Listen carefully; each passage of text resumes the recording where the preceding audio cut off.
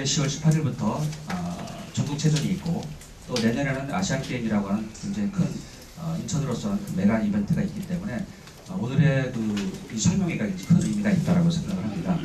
간단하게 취지를 설명을 해드리겠습니다.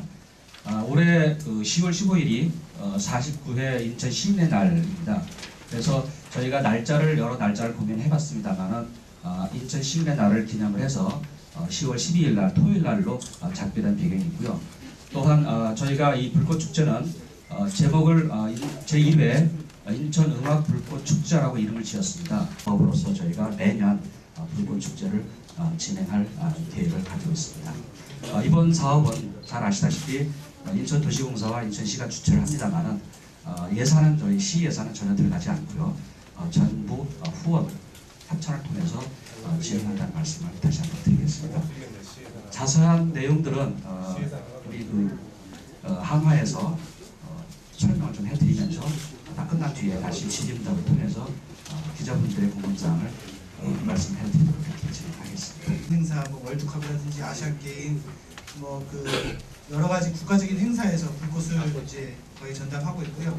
특히 이제 국내에서 이루어지는 불꽃 축제들, 초대형 불꽃 축제에 대해서도 전담을 하고 있습니다. 특히 이제 국내에서 3대 불꽃 축제라고 할 수 있는 최근에 열렸던 이제 서울세계 불꽃축제는 지금 거기에서 포항하고 지금 부산을 담당하고 있고, 금번 제1회 인천음악 불꽃축제에도 이 앞서 말씀드린 3대 불꽃축제에 버금가는 규모로 해서 저희가 연출의 기획을 준비를 하고 있습니다.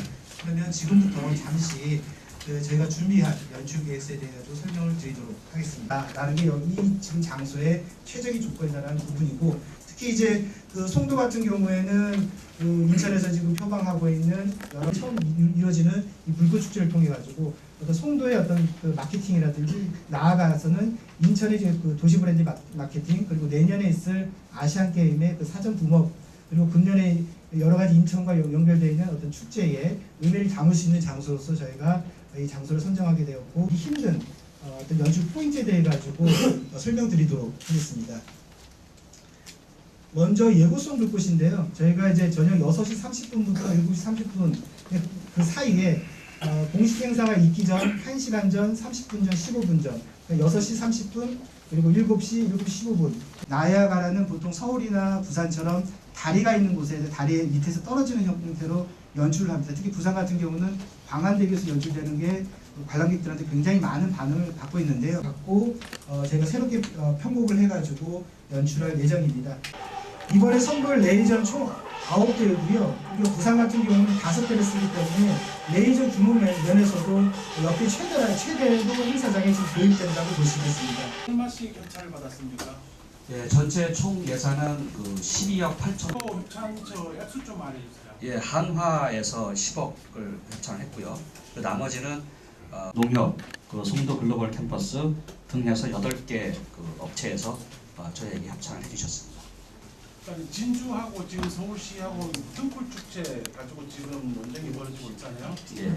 근데 이게 지금 아까 전에도 프레젠테이션 하시는 분이 말씀하셨듯이 우리나라 국내 3대 불꽃 축제도 있다 그러고, 그런데 거기하고 궁극적으로 다른 점은 뭐고, 그다음에 저희들 같은 경우는 사실상 이렇게 호수 형태란 말이에요, 그죠? 막혀 있는.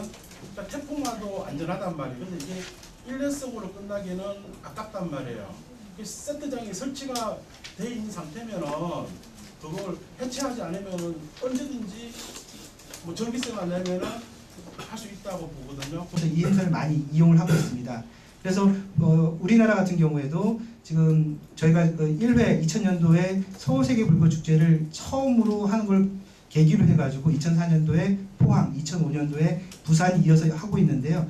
진주하고는 좀 차이점이 틀린 건 뭐냐면, 이 불꽃축제라는 거는 앞서 설명드린 것처럼 그 지역의 경제 유발 효과라는 어떤 그런 목적을 갖고 이 불꽃축제를 많이 유치하고 있는 게 지자체의 생각 부분인 거고, 진주 같은 경우에는 그 지역의 어떤 고유한 성격을 축제화시킨 거하고는 좀 차별화된다고 얘기할 수 있겠고요.